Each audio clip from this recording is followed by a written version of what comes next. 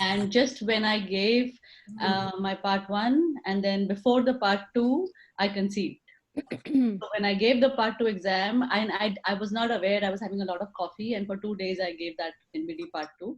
And throughout that year, when I was applying, I was carrying. And when I got the UCSF interview, I was 8 months pregnant. Came here to give my bench exam. Well, and why I'm giving this background is just to say that it can be done. Women shouldn't really, because I see a lot of girls who ask me that, oh, I'm going to plan a child at this time or at that time. And that is one thing I think you shouldn't do. You should just, I mean, if you're in the right age and you're married and everything, and you feel like having one, just have one. Because later on, you don't know lifestyle factors, you may not be able to have one, and it's never the right time. The time is never right. I mean, the timing couldn't be worse for me, and I managed. So I think if I could do it, anybody can. And the other thing, so two things.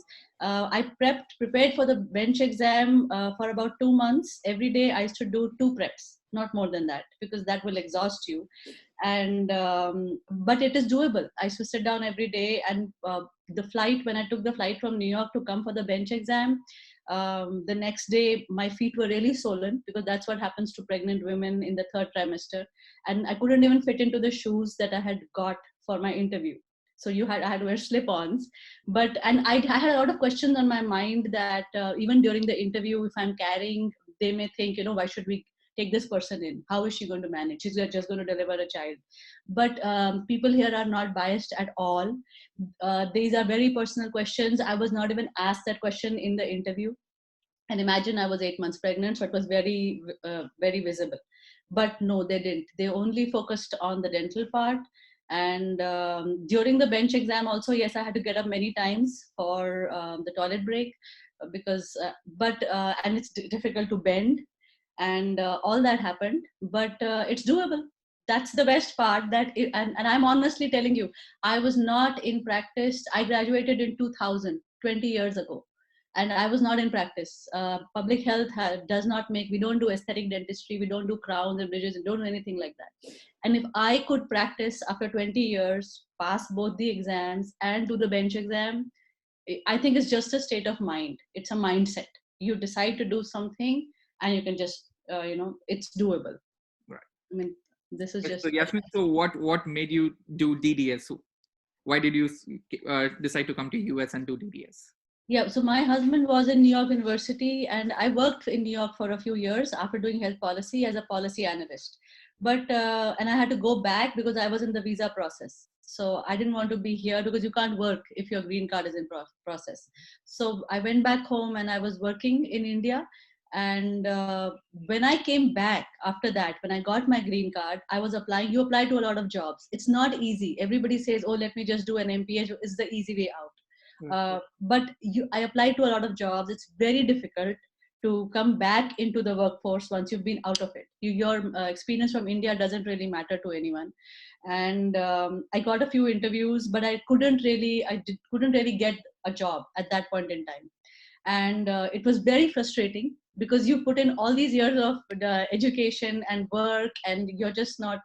And also, I worked in public health. The salary isn't a lot to support a family. Yes. There are a lot of issues. And then one fine day, out of sheer frustration, I decided that now I'm going to pick a field where you are needed. I don't need to go around giving my resume. People are going to come to me that, can we please hire you? That is the kind of job I want to do. And financially, it should be very stable, because money is very important in life. Absolutely. Absolutely. So for these two reasons, I decided that there is no better field than dentistry. Actually, there isn't. So, and it is worth putting in the time, energy, and the money. I know it's very frustrating, this whole process, but it's completely worth it. And so I decided to do. That's the reason I decided to do it. Absolutely. That's a great motivating story here, and you all moms should know this, that yes, it's possible, it's doable even with a kid, and what all the problems we have with us, it's definitely doable. And again, the fruits we reap from this are really good. So next question would be, with Kevin and all the studies in the IDP program, and initially like during the summer quarter, we have really stringent like not bench preparation, I would say, all the preclinical dentistry for a quarter. How did you manage your time between doing your academic work as well as managing your Kevin and managing the house? Yeah, so when I came here, he was 6 months old, and I think one thing you got to be really organized. That's the only thing I can say. You have to have you have to put him in a daycare, or you can keep a nanny. Those are your two options. Daycare, I would say, is much better because there are a lot of people caring and they have very good activities. But you also have to have a heart of steel because you got to leave a crying baby in the morning and meet him after 7 hours in the evening. And this is a baby who's still bottle feeding, Mhm. so it's not easy. And you go and then you leave him in the morning, you go to work, you have to switch off completely. You can't be, your mind can't be with the baby all the time. You got to just trust the universe that he's going to be fine. And then while I was there, you got to really capitalize on your time. Like if it's a lecture that I was attending, I did not have the luxury that I'm going to not pay attention at the moment and I'm going to go back home and see this lecture again. Right. I knew this is the only time I have. And so during the lecture, I should really focus and try to imbibe it as if I had to give an exam that very moment. Because with kids, you all know that's how it happens. That one day before the exam, that's where they're going to fall sick. That's when they want to wake you up the whole night, and you are not going to be able to study or do anything. So whatever time you get, it is your precious time. Even during the lunch break, I used to sit and read my PPTs, and I couldn't come on the weekend and make preps for the lab on a typhoid dot. So you try and do your best the first time itself in the lab. And Right. so I think that also is a mindset, because everybody else thinks, oh, I have the time, so they go slow, or they don't do a good job in the first time because they know they can come on the weekend or in the evening. But when you know you can't, you actually don't try. Right. Right. So Absolutely, I agree. So the next question would be, how did you manage, like when you had extra classes, like in the evening or during lunch hours? Were you able to attend those extracurricular activities with Kevin? no, so that's the one thing I would say. You really, I mean, because I was alone. If you have help, yes, you can do a lot of things. But if you're alone, I couldn't go in the evenings. I have not attended a single uh, party or a dinner with my own batchmates. Not a single one in 2 years. And you got to be very focused. You only have two things to do, which is one is study, make a plan every day for the next day, and maybe plan ahead 2 weeks ahead, and your child. Nothing else that you can do. You can do lunch and learns or things like that. You don't even have that luxury, because you might have that little time to maybe sleep for 20 minutes because you've been waking up every 2 hours to bottle feed your child at night. So that is the one thing that you really can't do Yes. and miss out on. Right. But I must say that Yasmin has scored exceedingly well in her academics, and she was always punctual. I doubt I have ever seen you late. So she has been so organized and managed her family life as well as the school life so very well. So kudos to you, Yasmin, for being such an amazing mom as well as a great student of the school. So Thanks. next would be like, did you receive any help from the school? Were school Yes. being accommodating, or did they make your life a little better for you? Yes. So one thing, like even during the first 3 months, the last week was our finals week and exactly during that week he fell very sick. I couldn't come the entire week. I missed all my exams, but the faculty is so good and the school is so supportive towards a single mom that they took all my exams at a later date. They accommodated everything and they said, you don't need to worry, you don't need to come. In fact, one of the faculty, she even came on a weekend because I had not even practiced. There were many things I hadn't practiced. She came on a weekend all the way from San Jose, and I'll never forget her, just so that I could get by. And so that this is the faculty support, and and I couldn't have done any of this without your batchmates. They are critical in everything, every day from morning till evening. They are your support system. So batchmates are a big deal, and your faculties, they are anyway very very supportive. Yeah. And a big shout out to Anuprabha Srivastava. If at Yeah. all she may be hearing this video later on, I don't know. But thank you so much. You have been great help to Yasmin and others Yes. as well. Yes. She's been And an what was assistant. the biggest challenge you faced in the school, and how did you manage that? I think the greatest challenge is time management and not having sleep. And just managing these two things most of the days in the first year, because you have a lot of you've got to study a lot and you have a lot of work. I used to wake up at 4:30 every day so that I could be ready before my child woke up. And once he wakes up, you have to have your food ready, you have to have your child's, you have to dress him up.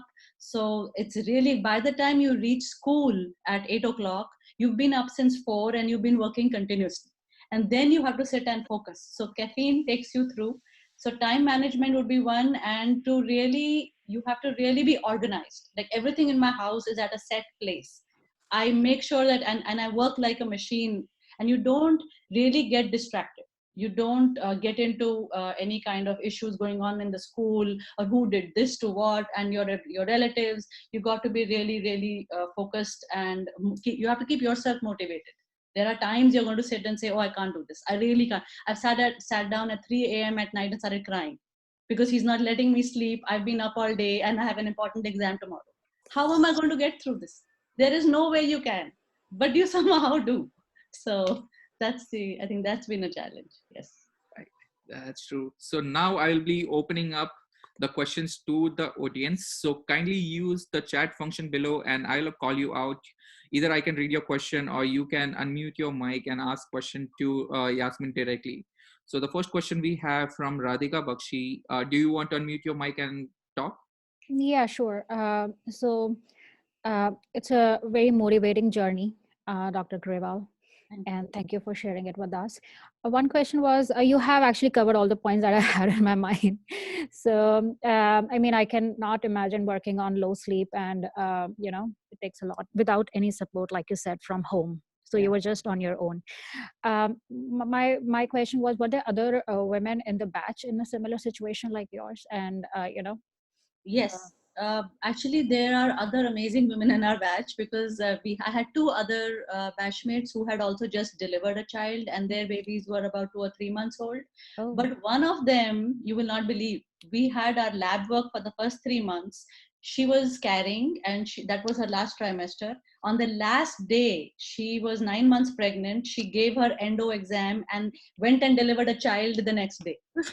that's amazing. So, I mean, if these are the kind of amazing women in our batch, it's really, so it's doable. That's the thing. If we can do, and we are nothing special.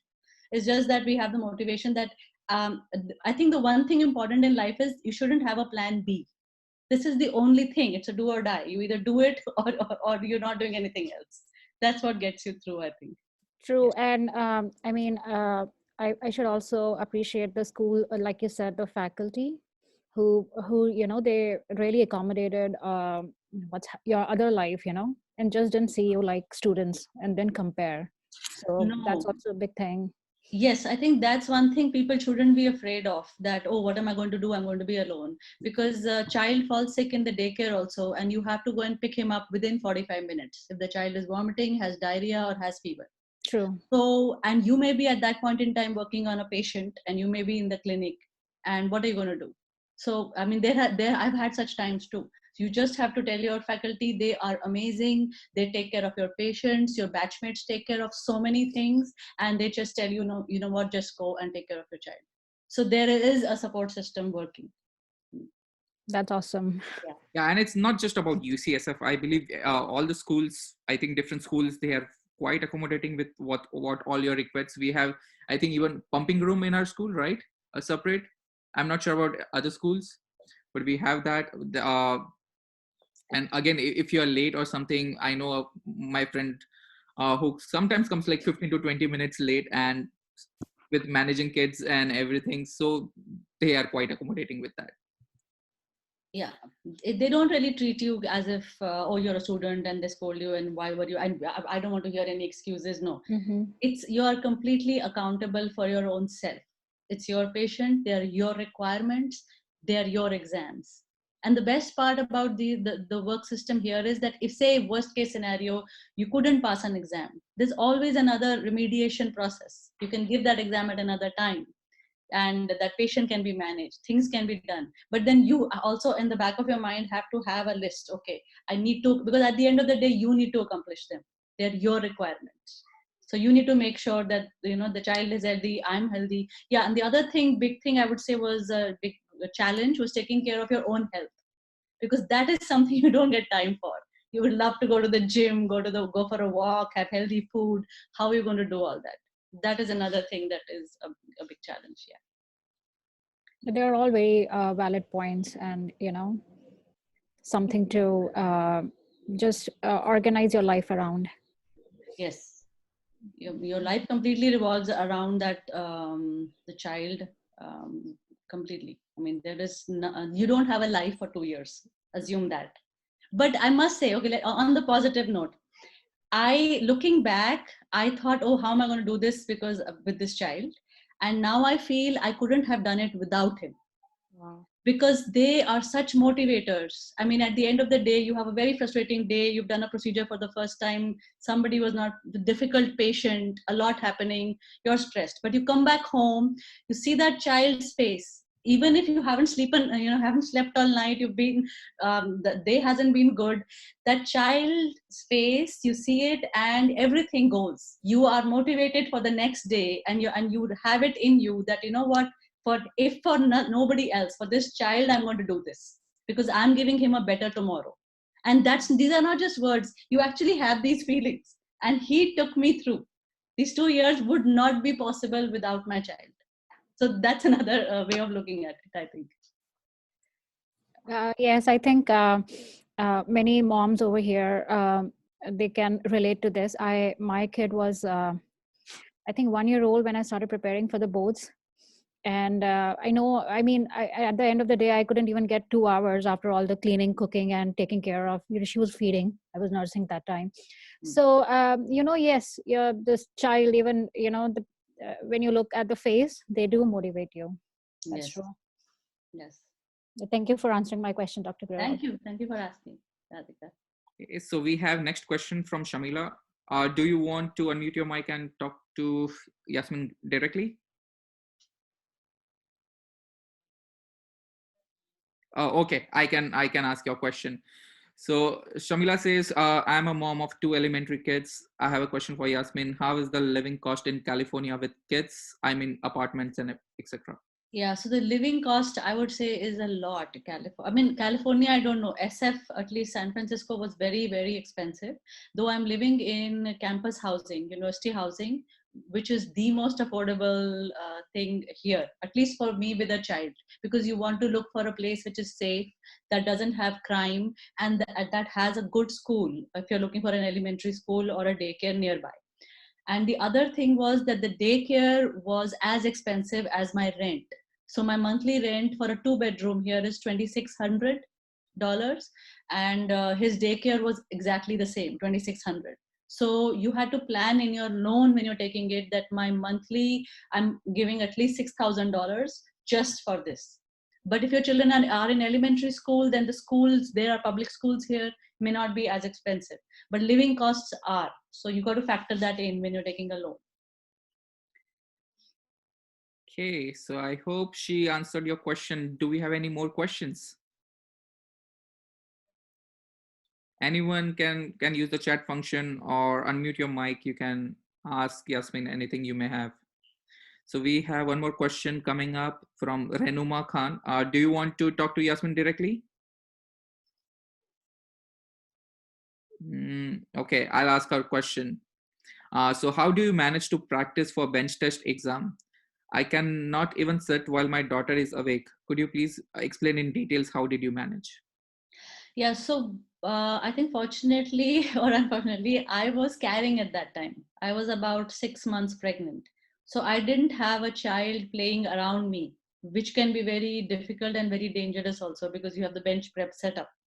So as a pregnant person, I can definitely say it's not easy to sit for long hours and bend. So my plan was I used to only do 2 preps and give a gap of 1 hour in between. So it was just one full crown, full metal crown in the morning, or morning molar, or a mandibular. So I always tried to match the two, one maxillary, one mandibular, and different preps. So, and not more than that. People may be doing 5 or 6 preps a day because you can't do it. Not possible. But and with a child, I guess, yeah, you'll have to, like nowadays when I'm working, we have online classes. My best work time is when the child is sleeping. So I know exactly if he sleeps in the afternoon for 2 hours, that is going to be my productive time. I don't think there is any other way to go about it. Yeah. Okay. Or So should any other I- questions from anyone? Feel free to ask anything you may want. We have one more question coming up. I think from Varna. I'm preparing for my Colorado interview for April 25th with 2 daughters at home. How can I prepare for that? Now they are here, so can't unmute my mic. Okay. So Colorado interview. So how did you? So let's keep it general. Like how did you prepare for interview? I think for the interview, the best would be very specific, because I understand you have 2 kids, you don't have a lot of time. So write down a list of questions that you think are asked in most of the bench exams. You can talk to people around and prepare for those questions, and talk to yourself, or talk to yourself in the mirror, because you want to appear confident, right? So your at least your interview process, your interview questions are out of the way. And if it's like UCSF, or I think Colorado does not ask for ethical questions, Yeah, it but does. So Colorado is a different thing. So yeah, Colorado does ask for regular general interview questions as well as some dental questions, which yeah, includes ethical questions. yeah. So I did give the Colorado interview. It's a tough one. There are 6 people interviewing you. They also ask you for, they have a radiograph. You got to interpret that. So I would say focus on for them, questions are also very important. And so I would prepare the questions, put them aside, have that ready, that part. And that doesn't take a lot of time. And the bench exam is very, very critical, because anybody who's coming for interview, they call 400 people for the interview for only 40 seats. So your bench exam has to be precise, like you got to be in the A+ category. And you got to divide your time. They have 3 preps. And it's up to you how much time you take for each one. They have a wax exercise also. So bench exam, I would prepare more. Yeah, I And believe this time it's a little different with the COVID-19 situation. I believe they are doing uh, online interviews, and if they clear the interviews, then only they go for bench test. Correct me if I'm wrong. This is what I have heard. I'm not sure yet. Okay, so yeah, then the interview is important. So focus on your questions, appear confident. They want someone. So I think that would be the best thing. Rahul will be able to really help you a lot with that. He's very good at that. You can always ask any type of interview questions on our international dental mentoring board group. So we will be free to answer any questions you may have. There are some ethical questions which I had put up earlier on, so you can prepare those questions, how to answer ethical questions. Hmm. So, and good luck to you. We have second question, another question coming up. How is the course workload in the US compared with India? Yeah, so I think in the US it is a lot easier, I would say. A lot easier. Like it's not even anybody who's done anything from India to get through this course, this is not even 20%. And with the amount of support you have, say you can't understand something, the faculty is so approachable, they are very, very welcoming. You go to them and tell them, you can ask them 10 times that I didn't understand this, or how to make this prep, or where do you think I'm going wrong. I've asked even basic questions like how should I sit, what should my position be, how will I have better visibility of a posterior tooth in this. They will help you in everything. And workload, the coursework is nothing compared to India. You're just reading some things, and if you can just focus and read it even once, I mean, you have to work hard to fail here. You really have to work hard to fail, in my opinion. Ab- No? No? Absolutely. Yeah. Absolutely. Yeah, in India or any other countries, we had 6 days a week of school. Here it is 5 days a week. There we need to know who invented rubber dam. Here we just need to know how to use one. We don't need to know the ingredients of Exactly. alginate. We just need to know how to use it. So again, we here it's more about evidence-based dentistry, more about clinical dentistry, how we can incorporate our academics right into the clinical dentistry. We are not asked of what is the water temperature ratio, this, that, no crap. It's just simple dentistry, and you do it day in and out. And it's much easier. Infection control, you learn a lot about infection control here. The patients, the quality dentistry, what is required exactly, what do you see. It's not just about doing dentistry, but also quality control, how you can improve after each prep or what, and so on. So it's more about clinical dentistry. And again, the exams, it also depends from school to school. Few are GPA based, few are pass and fail. So if you are in a pass and fail school, again, you are a little more relaxed. But also sometimes it depends on you how much stress you want to do. We have friends who are stressed even in pass and fail exams, and there are students even in GPA who are not at all stressed. So it also depends on your personality as well. But overall, when you ask about your home country as well as US, I would say US is much easier, especially when you have done dentistry. Again, you just need little brush up of knowledge. That's about it. Yeah, that's This is good to know. I mean, yeah, I mean, then I think the most difficult part is just getting into the school. yes. No, that's the first part. That's not the difficult part, more difficult. That's the first part in the process. It's not just about getting into the school. After that, it's jobs, residency, whatnot. Things will come on. And depending upon your visa status, things will again complicate. True. But it is, if that is the one concern you have, that what about the coursework? That is a one concern you should not have at all, in my opinion. Because once you enter school, you are going to go. It's like a river. Once you're in, you are going to go with it.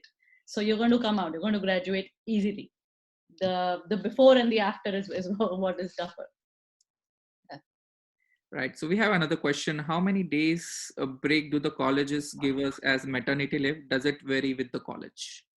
Yeah, so maternity leave, I would not know because I didn't take it, but I think one Abhiyantika, one of our One of batchmates. our friends took, and I believe they did give her a break, close to a month and a half, I believe. Yeah, yeah. But it also depends on individual how long you want to take. And what you have to do here is basically make up of for all those sessions. Let's say your requirement was to do like 5 round preparations, and you had to go for a maternity leave and you did just one.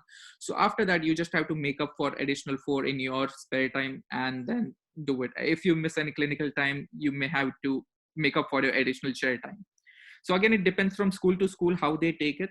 It depends on their policy as well, but I would say it is all doable. A lot of people get pregnant, they deliver. It happens, I believe, every year in most of the schools. So And they have pretty much policy for everything. It's doable. yeah.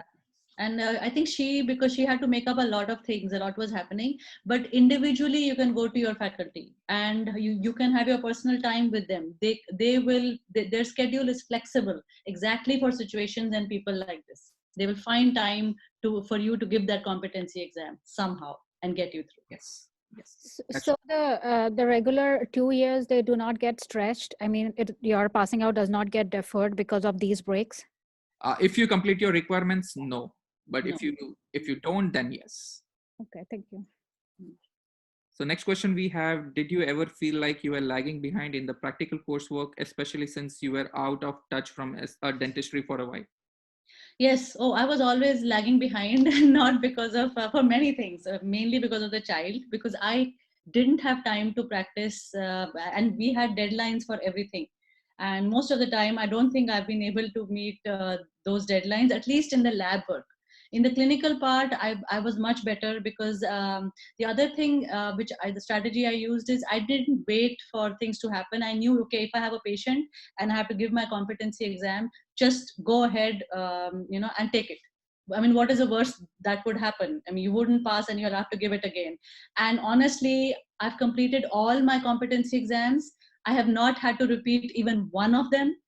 And I cleared them all in the first go. And most of them I gave in my first year itself, because you have that choice. And I didn't have experience. But and even during the lab work, I was lagging behind, but I caught up slowly. I kept doing. That's what the point is. You don't stop and say, oh, I can't do this, and give up. You got to just keep doing. There will be a tipping point, and after that point, you will be over the edge. You will know how to make those preps. You will know how to manage that patient. So it will happen. Yeah, it's so if the Zoom session ends, I'm not sure if it's an abrupt end. It is an abrupt end. Okay, so we are closing close to 40 minutes. We'll extend as much as questions you may have. We are here for you. So one more question was, I'm very concerned about how to pay for daycare.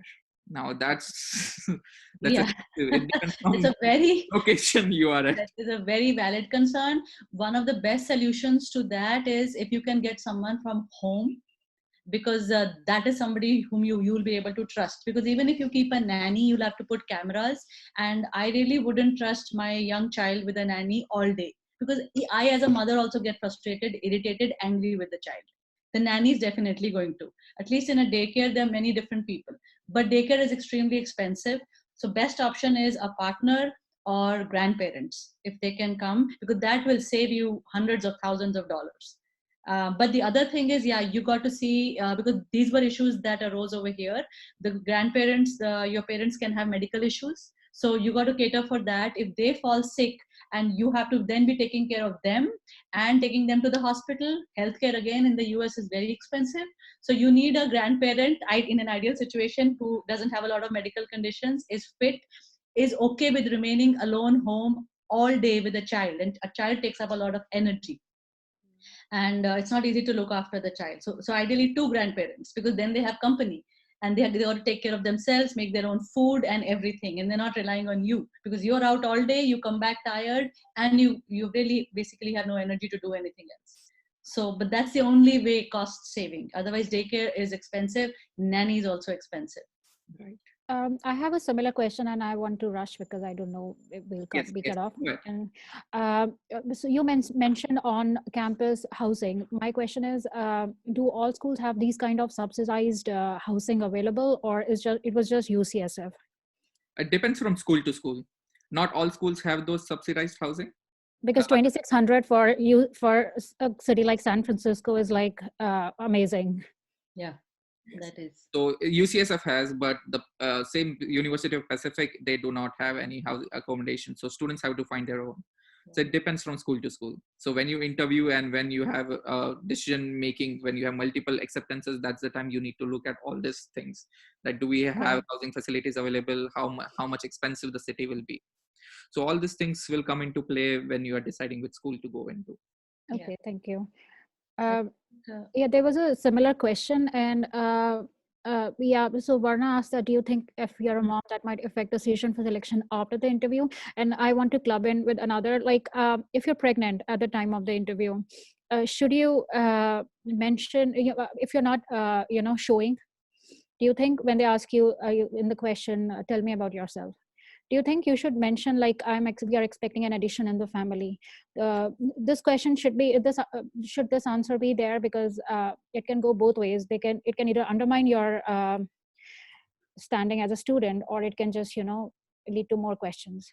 Yeah, so very good question, because I had this question a lot in my mind, and I weighed it many times what to do. My suggestion for the question that do you think it'll affect the decision of the selection committee? No, it's a big no. Your race, your age, your gender, and whatever your physical condition is in no way going to affect your selection. Number one. Number two, they are never going to ask you, are you pregnant? Or these are very, very private and personal questions, like your, where are you from, or your race, or your religion. These questions are never ever asked in an interview. Thirdly, I decided, not to even when they ask you, tell me about yourself, just assume you are there as a dental candidate giving an interview for a dental school. I am not talking about my physical condition. So I'm going to tell about my education, my experience, everything, and that's it. I don't need to mention it unless asked. And I was 8 months. It was very visible, and I didn't try to hide it and wear loose clothes or anything. I was wearing a proper, blazer and a tight shirt and everything. So I was prepared for it, but it never got mentioned. They asked me questions, I answered, and I think it looks a lot more professional, that it shows you're able to overlook everything and give your best in dentistry and in your profession, and you'll manage your personal life on your own, and in your own time, and you are going to be able to do that. It shows confidence, I feel. You don't need to mention it. Yeah, that's true. And always like be professional whenever you're asking interview questions and keep the emotions out. Yeah, they When don't want to know your problems, and nobody wants to know, oh, I'm pregnant, and it was really hard working for the bench exam, and I did this. There are a lot of women who go through this, and they're going to go through this. It's going to be fine. You're just another candidate for them. nothing to do with your pregnancy. Completely different. That's a great suggestion, Yasmin. Any more questions? And if not, I'll just wait for a few more minutes and we'll talk about something regarding finances. With this COVID-19 situation, I know like a lot of you might be on student visa or some other different visa, H1, H4 or whatnot, different visas. And with this situation, a lot of people are going to go bankrupt or will have some kind of shortage of money. So if you are banking on someone to co-sign your loan, just have a good backup plan. There are high chances that person might not be able to sign your loans. So that's another different situation which is going to come up, and a lot of people are going to face it in United States. So have a solid financial backup plan, maybe from home or a different person, or have multiple co-signers. So do not bank on one person as of yet. So this is just a little bit of what's going to happen in future. So Varna asks, so we don't have to mention anything personal when asked about tell me about yourself, just dental related education and experience. Question. No, personal also means you have hobbies, you have other extracurricular talents, you've been taking part in other things. You are a lot besides, I would say, being a mom. And that's how you can start your question. I mean, if you have kids already, that's how you can start. That besides being a full-time mom and taking care and taking care of my kids, I also do A, B, C, D, E. So it shows that you are a lot more than that too, and you manage that. That's how I would say. Yeah. And whenever they ask, tell me about yourself, this is the common question, and I believe everyone will ask about it. Your question should always have a mix of both personal as well as professional experience in it. They also want to know how your personality is, how will you fit in the class. This is a diverse class, so they want to know, is your personality goes along with the school's vision or in your with the badge. So that's a very important point you need to mention. How is UCSF interview? Does UCSF need to work or study in the evening? So UCSF interview it's just like any other school interview. It's a basic general interview. They ask about those general questions. Tell me about yourself related to your personal statement, CV. And evening time, I don't think so. We do not. It's mainly 8 to 5. School is from 8 to 5 with 1 hour break in between. There are always some extracurricular activities, ton of extracurricular activities, if I may say. If you can spend time, you can do it. And at the same time, usually during your summer preclinical session, as Yasmin mentioned, if you can do your things or if you can complete your requirements within like before 5 p.m., you do not need to sit in the evening or come during weekends. So it's completely up to you how you utilize your time that well. So second question would be, with the high program and support related expenses for the 2 years of the program, how big light is the loan burden once a student graduates? Typically, how many years on average does it take to come out of loan?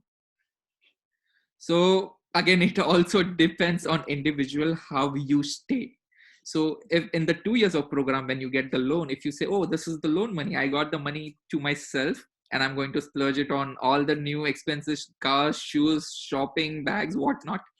So you may take more than 10 years to pay off your loan. And how good you are in your financial habit, it depends on that. So generally a student loan is somewhere around 250,000, depending on your status as well. If you have kids, family along, you may need to take more, because again, as Yasmin mentioned, all the daycare expenses and all other expenses involved. So your loan burden might be more than a student who is single, but it all depends on you, how financially strict you are, or how you manage your funds well. Because when you spend your money, you are paying around 7% of interest on that. So even if you have a loan amount, which let's say you have additional $10,000 of loan, but you are spending on like buying a purse which is $100, and that actually it's at 7% more on that because it's your loan money.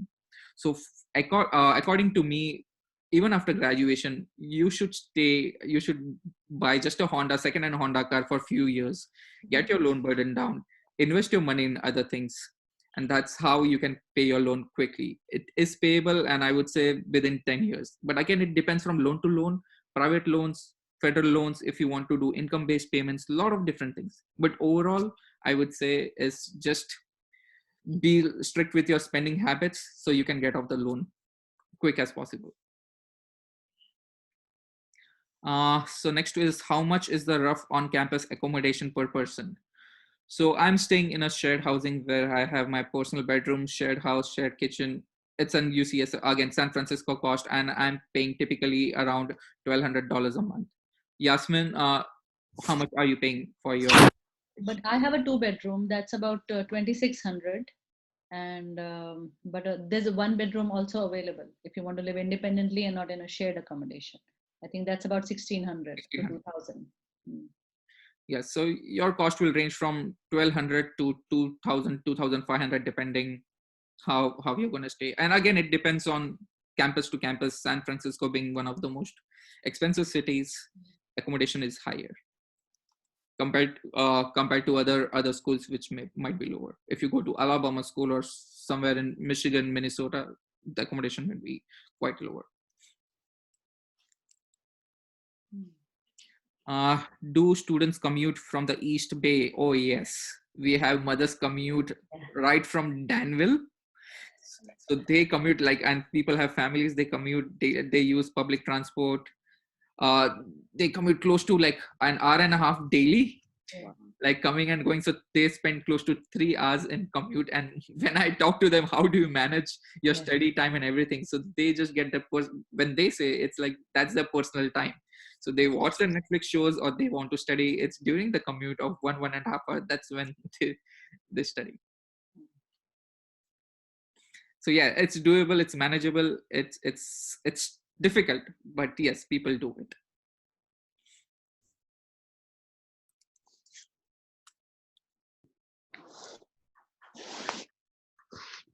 Oh, we have a picture. The baby. Who is that? Any more questions? We have around, we'll stop the session around 11. So we have 4 minutes. I had a question, Yeah. and this pertains towards the culmination of the program. So you both are about to graduate, or I don't know, sorry if you've already graduated. What are the job opportunities available for a general dentist who do not want to go for a specialty or a residency? I mean, in the current situation, you would like to get to work as soon as possible and start paying off your loan. But I have heard that, it's getting difficult to, especially in a populated area with a high dentist density, like the Bay Area, how easy or how difficult it is to land a job. Yeah. Because for Yasmin, like Yasmin said, that her criteria for going for this field was the job would come to me and not, doing basically resume to resume and all that. So yeah, what can we expect towards the end of the program? So in any situation, let's say any market, like saturated market like San Francisco, New York, or LA, this big cities, there is always going to be a saturation. So if you're limiting yourself to those geographical area, finding a job, and high paying job, I would say, will always be a challenge. So you need to be little flexible with respect to moving little bit 2 hours away from the city. So that way you can get a decent paying job. And if you're more flexible, let's say if you want to go somewhere in Illinois, Midwest, Wisconsin, your job might be much more. You'll be able to, like New Mexico and all, I hear they are paying more than $800 a day. So that way, so if you do not have those geographical constraints or limits, you can definitely find decent and better jobs. But in city, it's always going to be a challenge. Yasmin, you want to add something? Yeah, I mean, and also depends what your situation is. Like, I have a green card. If you don't have one, you're on H1. But the corporates are there. There are a lot of DSOs, and even in San Francisco, the Western Dental has vacancies even in San Francisco. And I feel in every field, because I've worked all over the world for a long time, every time somebody's there to tell you that there are not enough jobs, and it's going to be very tough. But I think if you just stay focused and keep calling people, and there are jobs even in the Bay Area. You got to work harder for them, and you may be paid less because you're just graduating, but there are jobs. And but if you move out, the job opportunities, and COVID will not really impact that, because that's what they're saying. These patients who've not been to dentists for the last 3 months, they are all just adding up, and they're all going to be ready to be seen in June or in July or whenever this opens up. And they will need us, and they do need us. Even our own faculty members and coaches who currently own private practices are their friends, and they are still hiring. So they are going to be hiring. It's not going to go down. This is a good field to be in. And there is always a supply and demand. Wherever there is more supply and more supply of dentists, let's say in San Francisco City, you will always get paid less, or you will find difficulty in finding a job. Even for DSOs, like they may not sponsor within the city because they want dentists in those rural areas. And that's also just in the beginning. It's just your first year. Once you're past your first year and you have that 1 year of experience under your belt, the world of opportunities is going to open up. Absolutely. So I don't think we should get dejected by thinking that we don't have enough jobs. Thank you so much for answering this. This question has always been on my mind. I've heard about, people saying, oh, I did this DDS and I couldn't land a job for I don't know whether they were talking about a dream job or a job. But I was sitting at home for 6 months to 8 months with, loan on my head. And it was very demotivating. What am I getting into? But thank you for answering it. I have not met a single person who has done DDS and who was unemployed. That was my initial thought too. Don't listen to anything demotivating. I do know a person who I like, a friend of a friend of a friend somewhere, but she was looking for jobs just in San Francisco. So that could be that. For like 4 or 5 months before she found a job. So that's there. Yeah. Thank you so much for addressing this. Yeah, but we have a lot of students from our batch, and I know people from different schools who have already signed contract even before graduating. So they have already a job. When they have license, they will be ready to start. Majority of them already have signed contracts, actually, especially the ones who need H1 and who want OPT. Everything has to go on time. True. Yeah. So we have one more question from Lamia. So let's say I decide to commute from East Bay, which is better to have my child go to daycare in San Francisco or in the East Bay? So I could answer that, because that will depend on, first of all, who's going to leave the child to the daycare. If it's going to be you picking up and dropping the child, I think if you're coming from East Bay, it's better for the child to be in East Bay. And but okay, if I was single, that was another concern. I'm single, I'm alone, then the child has to go to a daycare near me, because if the child is sick or has fallen down or has got injured, and which he has, and the child is bleeding, you got to be there in 45 minutes or sooner. So if I was alone, I would put the child in SF, drop him in the morning, go to school, pick him up in the evening, and go back together. But then you also have to factor in your commute time. The child is going to be hungry at that time, so you need extra food, because it's going to take you another 2 hours to reach home. So but if you have a partner back in East Bay, or grandparents or somebody, an emergency contact who can take care of your child while you're not there, then East Bay would be better, I guess. Why make the child commute every day for 2 hours? Right? Yes. So we have one more question. This is regarding, this is not mommy related. It's how is the California regional boards and other requirements to practice? I know New York needs 1 year residency after DDS. How is in California? California doesn't need you just 1 year of AGD or GPR. Each state board has different requirements. You may want to go to individual state boards to check that.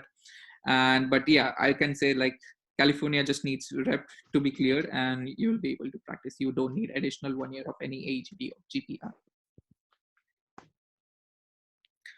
So another question is, this COVID situation, is it going to affect issuing H1 visa after we graduate DDS? Possibly.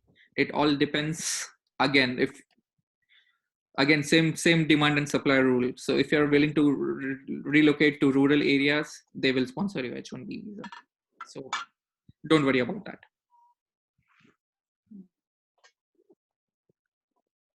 Any other questions we have? We have a couple minutes left.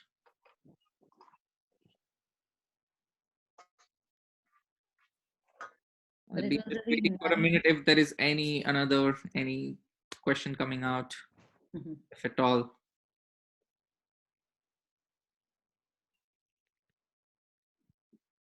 But very valid questions. Yeah, absolutely. Yes. On our minds. Hope F1 visas are not going to be an issue with this COVID situation. Yes, it is going to be an issue if you are applying in the or you were accepted in the current cycle, because the embassies in the home countries are closed and people are not getting F1 visas. Many students I spoke to, they got their admission deferred to a different year.